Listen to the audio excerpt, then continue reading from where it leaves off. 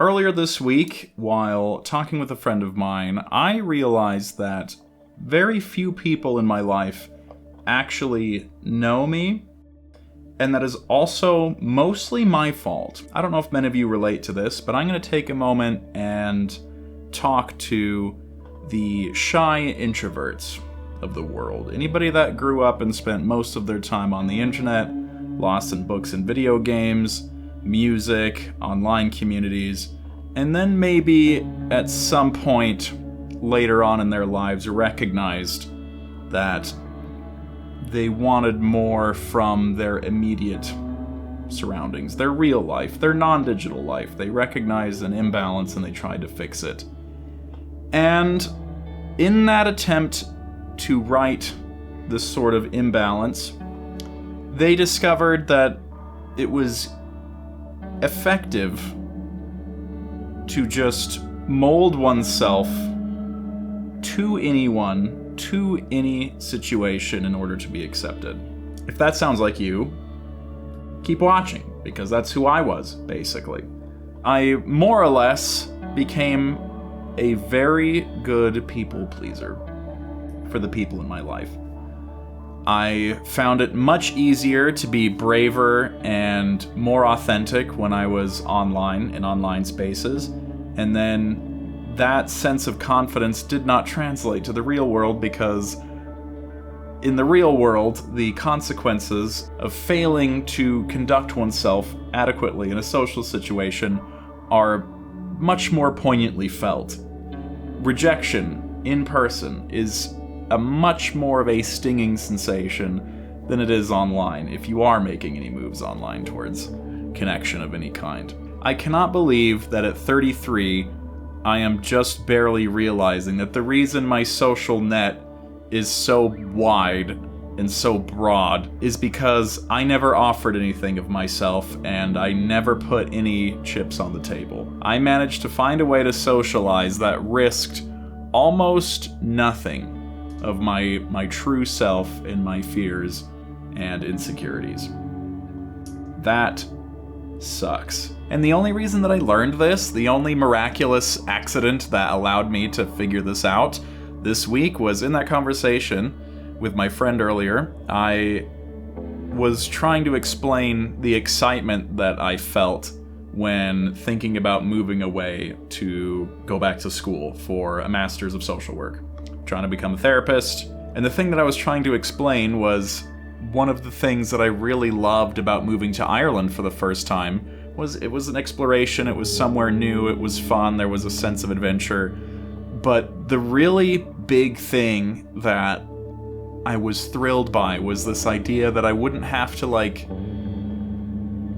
act anymore. Just in the 30 years of having lived in Utah, and having known so many people, and having dipped my toes in so many different social circles, I felt this expectation put upon me by other people of how they thought I should be behaving, and I was subconsciously sort of molding myself to those expectations. And the idea of moving to Washington, for example, was exciting for the very same reason. And in just saying it out loud, I suddenly caught myself. It finally clicked in my brain, and I realized that these false ideas that people had of me, these sort of differing expectations than what I considered to be my personal truth, that was not the result of them just being different than me or failing to see or take an interest in me. It was mostly because I never gave them the chance to see who I was. And that was it was eye-opening, and it's kind of pushed me, I think, in a way that I was not expecting. So that's why I'm here making this video, I've got some bullshit in my eye.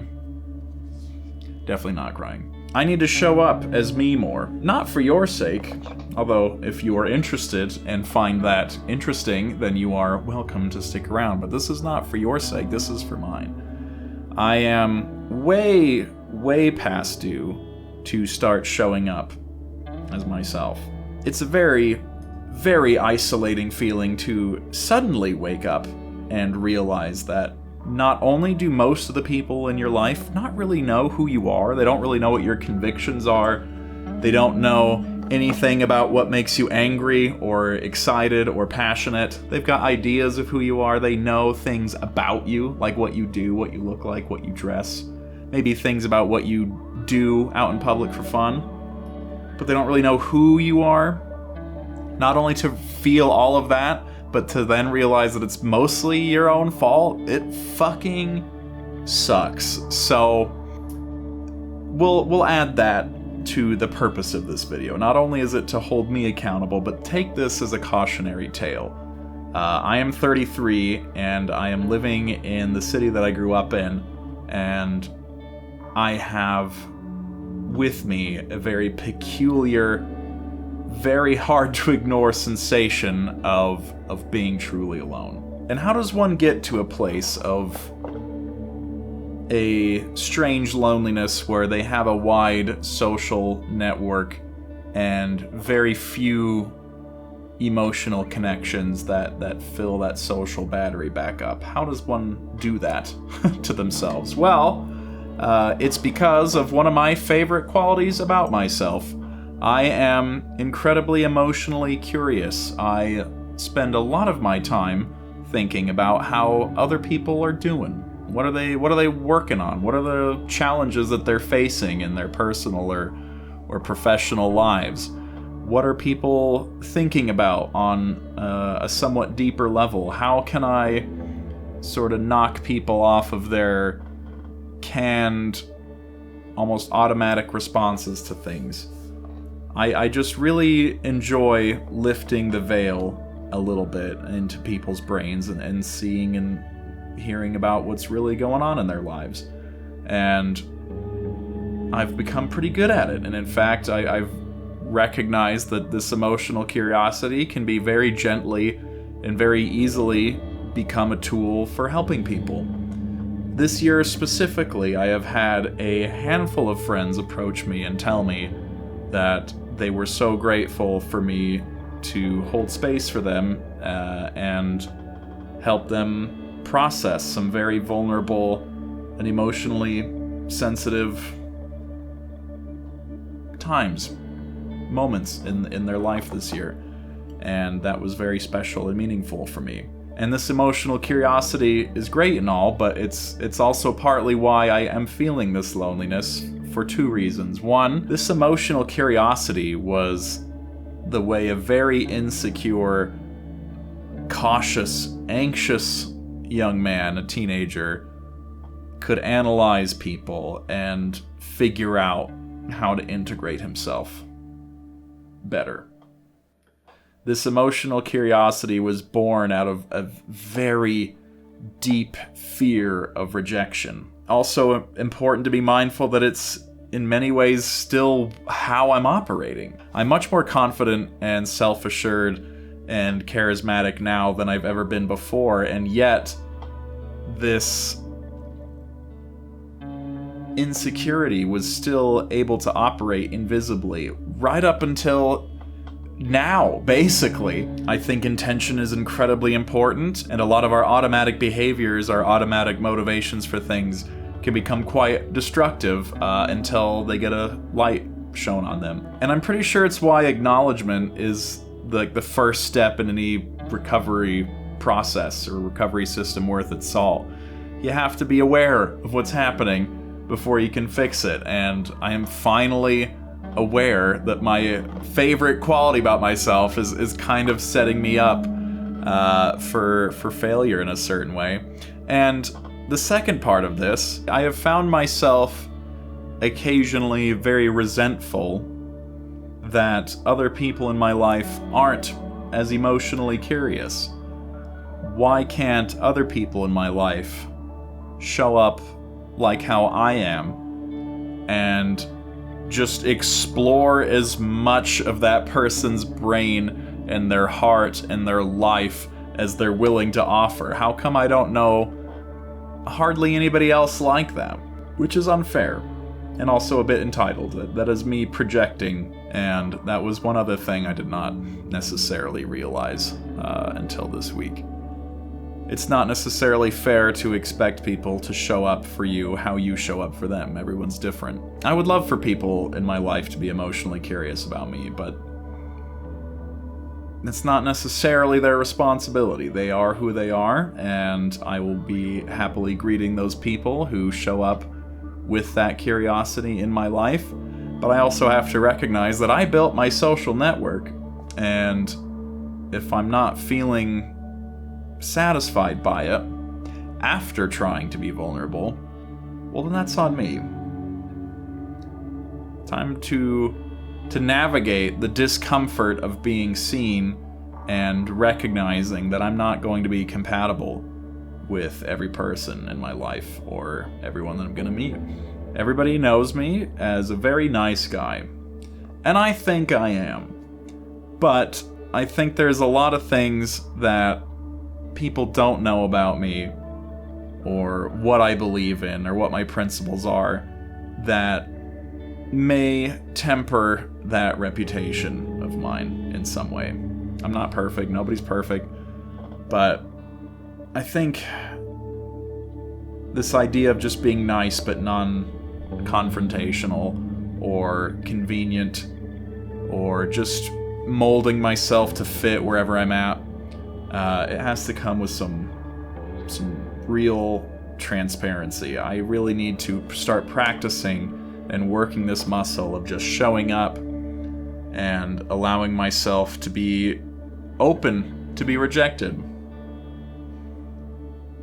It's gonna suck. I'm not really accustomed to being rejected in this way, and I think it's also playing a role in my self-esteem also.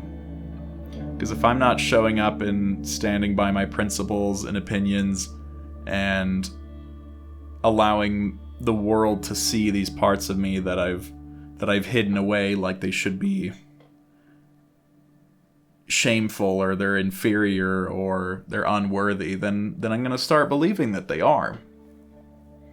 If I don't show up and am vocal about my values and my principles, then they're not useful for the world, right? If I believe in good things and I never act on them, then that's fucking useless. Fuck that. But two, I'm gonna grow as a person the more I navigate these uncomfortable situations. We are not ever growing inside of our comfort zone, and I did not realize that I was in one. I did not realize that I had become very, very accustomed to just molding myself constantly to the spaces that I was in. And I don't mean to be too dramatic. It's not like I've completely folded on my principles. It's not like the people in my life are like terrible bad people and I just keep them around because I'm afraid of being rejected. It's not quite as black and white as that, but it is still something that has clearly been weighing on me and affecting me, and I don't think I was really conscious of that until extremely recently. So, all of this to say, the moral of the story, you still watching this, you have an obligation to yourself to show up as the real you, the weird, quivering weirdo that lives inside of your little skeleton meat machine. Because if you don't, the people that really see you and validate you will never find you. Your fucking Gundor ass beacon is not lit. How are the fellow weird freaks of the world supposed to find you and connect with you if you're not flagging them down? And second of all, we live so much more peacefully and contentedly when we are ourselves as often as possible. Talk to any person who has been in the closet about their sexuality, their sexual preferences, their sexual identity, and they will tell you how vitally important it is to be yourself, and how vitally important it is that being yourself is directly correlated with how happy you are. when you conform, when you fit a mold, when you strangle these essential parts of who you are, the cap of your happiness is so palpable. Who knows what life could offer you?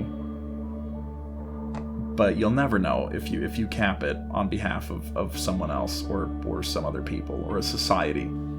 Don't do it. And the last thing that I want to tack onto this video, selfishly, but it is my video and it is my social media online presence, so I'm going to do it. I implore you to be more emotionally curious. While it has in some way led me to a strange, lonely moment in my life, the net value that this emotional curiosity has brought me, I would not change it for anything. And I think Uncle Iroh said it best when he said, sometimes the solution to your problem is to help somebody else with theirs. And emotional curiosity, I think, is just the most damned beautiful way there is to really connect and feel like you're helping somebody get something that we all desperately need, which is to be seen. Ask the people in your life riskier questions. Instead of just asking, how are you? Get to something a little bit more deep, a little bit more vulnerable, you know? Are you really doing okay? I've noticed this thing about you. You know, tell me what you think of this. Test the waters of the shared trust that you have between yourself and them. And see if you can expand it. Maybe it'll blow up in your face, probably not. I'd say most of the times it probably won't. And not everybody will be interested in meeting you in these places, these more vulnerable places, but that's okay. Do it anyway. Try it out. See what happens. Anyway, this has been a 45-minute recording. Hopefully it will not be that long when I edited this. Anyway, that's it. I'm out.